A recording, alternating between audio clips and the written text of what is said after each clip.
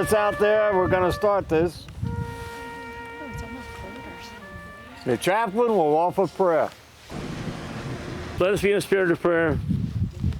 O God of hosts, we bow our heads in thankfulness for the victories thou hast granted us, to us and to those peoples who have united us with to stamp out the evils of aggression, intolerance, and greed. We beseech thee to bring the blessings of understanding to the families and friends in this and other lands of those who have given their lives, that men may be free. Grant, O God, that those who are closest to the fallen may mingle the pain of losses with the enabling light of sacrifice for civilization, sacrifice for a better world, for this and other generations yet unborn. Grant us too, O Lord, the courage to so live with the family of nations around the world that the end of strife will be the beginning of enduring peace. Grant us patience in planning with our fellow men and women a world in which nations may resolve their difference by peaceful means. Touch thou the souls of those people in every land with the enduring light of wisdom, so that they may, from a brotherhood which will strive to further the arts of peace under the laws and ethics blessed by thy love. Grant us now thy continued blessing upon unity and strength that makes victories possible in war, that we may win greater victories of peace. Amen. Amen. Cover.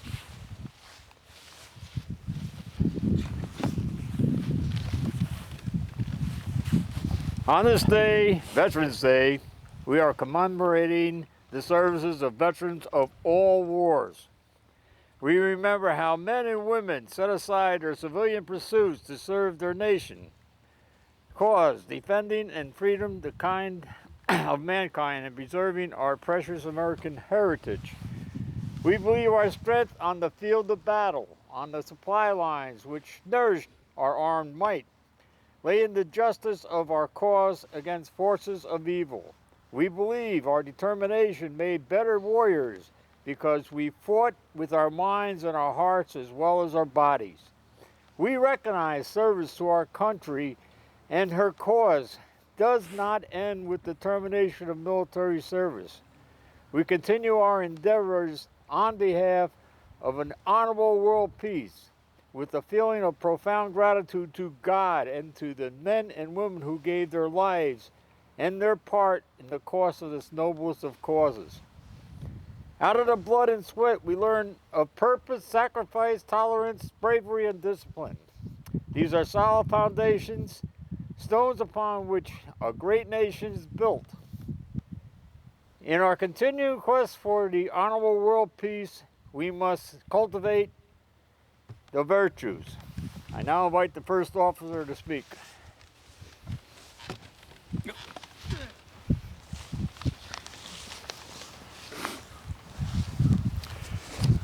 If there be glory in war, it is almost incredible spirit which it engenders. Those who offered their lives sacrificed their all with magnificent abandon. Heroism becomes contagious, yet too in warfare, greed and brutality are epidemic. Too often it is these later which persist in the peace that follows. Let us strive to see the same spirit of self-sacrifice is cultivated in peace as has been exhibited in war. It behooves us to rear new standards of success, to inspire youth in peace as youth were inspired by war. Public honor must be given where public honor is due, not to the manipulators of a market, the seekers of profit, power, or position, but rather let us honor the heroes of science who alleviate human suffering and carry to greater heights the standards of civilization. Let us honor those who in public service seek not how much they may secure from the nation, but how much they can give. Let us honor those who devote their lives in this education, which will level the children on to live and laugh and learn and love as we have only dreamed of doing so. The honor of veterans who carry the ordinary affairs there, noble idealism, and service capacity for all devotion. Let us translate the devotion of war into a devotion of peace. Let us will to live and will to die for our country.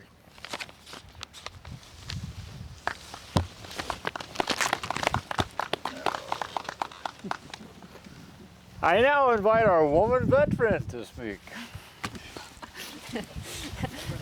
That's me. Good morning. The hurts of war fall alike upon those who wear the same uniform, no matter how they may differ in race, creed, or culture. Those who fight together suffer together to achieve common aim. In the similarity of battle dress, there is a common denominator.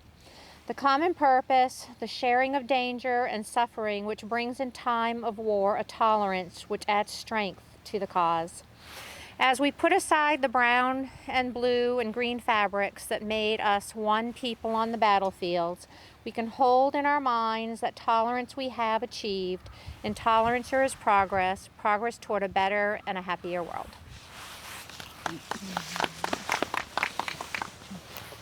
I now invite our second officer to speak. Courage is one of the virtues born of war.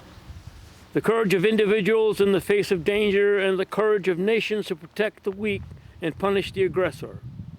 There is bravery to be shown in peace as well. May we recapture the courage which turned the wilderness into cities that bound men together under government. We can turn slums into comfortable homes, turn uncertainty into certainty. We can reach new heights of civilization and opportunity for the men and women of this nation if we have the courage to expect and work for a better way of life. There can be romance in this challenge also. The bravery that fights for political, social, economic, and spiritual gains may be more difficult to practice, may be unsuing when achieved, but is all the more worth striving for.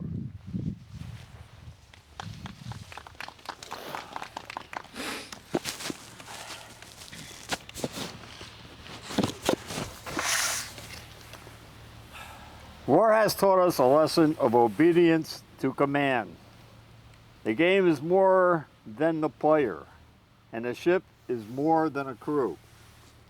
There's a greater discipline we must now pursue if we are to deserve this virtue of obedience in our quest for honorable world peace. This is obedience of the laws we ourselves make, the voluntary discipline of citizenship. Under our system of government, we may change the laws by majority rule. We may pursue our neighbors to new theories of new courses. We may advocate in freedom elections of choice, of veterans, or plans. Good citizens, we follow the choice of the majority, whether that choice be the individuals or not. This is the virtue of discipline which must be ours in peace. This is the lesson we must learn at home, in school, on our playing fields, in organizations, in the community, and the nation. It is the lesson of voluntary obedience to the disciplines and decisions of the majority. We must not be undermined either of conclusions of other people with whom we have joined in a quest for an honorable world peace. This is the higher order of discipline. In this time, we can use the embodied virtues of war and put behind us the ugliness of suffering. In peace we shall go forward together on scale, new heights of achievement, in unity of purpose, in sacrifice for the common good, in tolerance for the difficult faiths of creeds, in bravery to fight social and economic gains, and in the discipline of good citizenship. We shall move forward in the sight of God, in a strong nation, in a peaceful world. I'm now going to invite our guest speaker up to review our flag. Up. Thank you, Commander. This is a ceremony that outlines etiquette and respect of the American flag, which today seems more appropriate and concerning to us all. No disrespect should be shown to the flag of the United States of America. The flag should not be dipped to any person or thing. Regimental colors, state flags, and organizations of institutional flags are to be dipped as a mark of honor. The flag should never be displayed with the Union down, except as a signal of dire distress in instances of extreme danger to life or property. The flag should never touch anything beneath it, such as the ground, the floor, water, or merchandise. The flag should never be carried flat or horizontally, but always aloft and free. The flag should never be used as wearing apparel, bedding, or drapery. It should never be festooned, drawn back, nor up in folds, but always allowed to fall free. Bunting of blue, white, and red are always arranged with the blue above, the white in the middle, and the red below. It should be used for covering a speaker's desk, draping the front of the platform, and for decoration in general. The flag should never be fastened, displayed, used, or stored in such a manner as to permit it to be easily torn, soiled, or damaged in any way. The flag should never be used as a covering for ceiling. The flag should never have placed upon it, nor or any part of it, nor attached to it in any mark, insignia, letter, word, figure, design, picture, or drawing of any nature. The flag should never be used as a receptacle for receiving, holding, carrying, or delivering anything.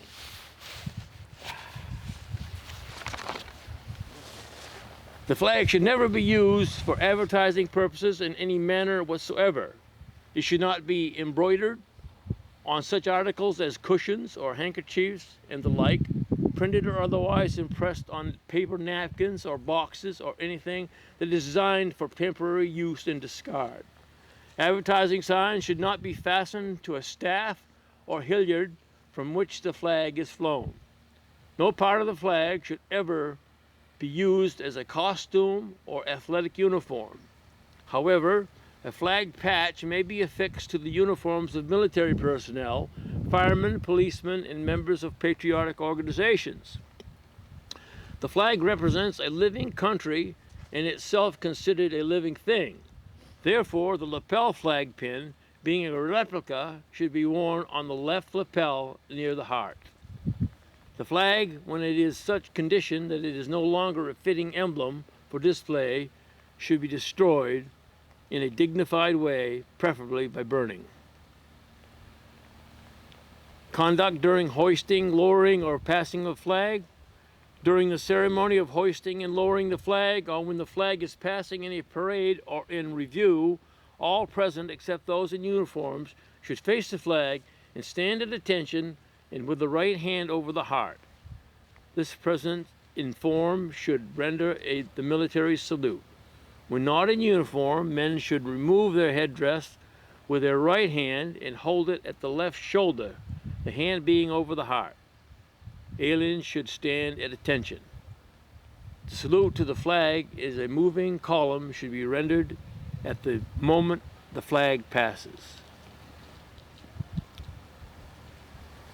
Any rule or custom pertaining to the display of the flag of the United States of America set forth herein may be altered, modified, or repealed, or additional rules with respect thereto may be prescribed by the Commander-in-Chief of the Armed Forces of the United States whenever he deems it to be appropriate or desirable, and any such alteration or additional rule shall be set forth in a proclamation.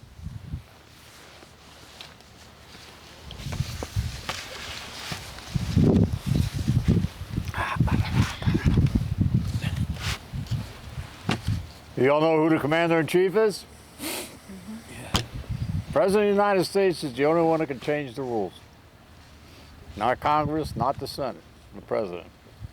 We are now going to have a salute for our veterans who passed over the past year.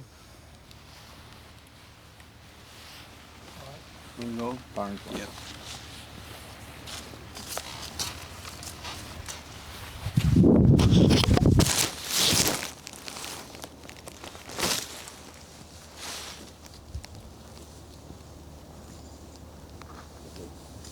say something, we'll go to attention. Okay.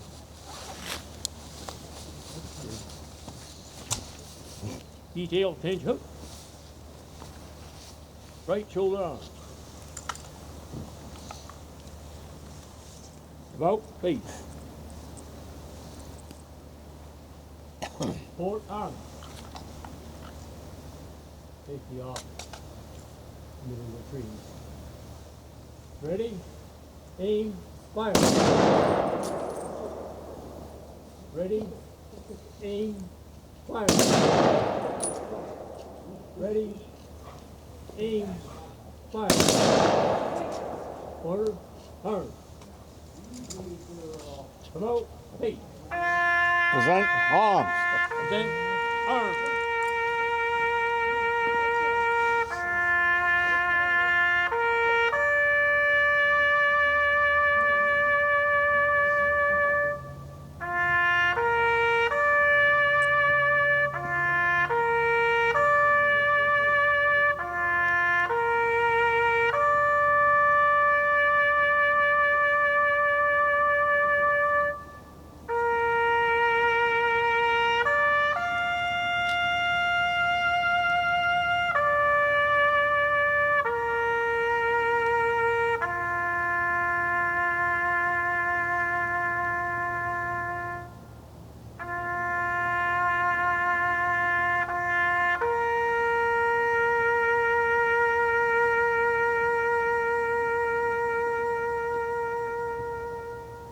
Order. Arm.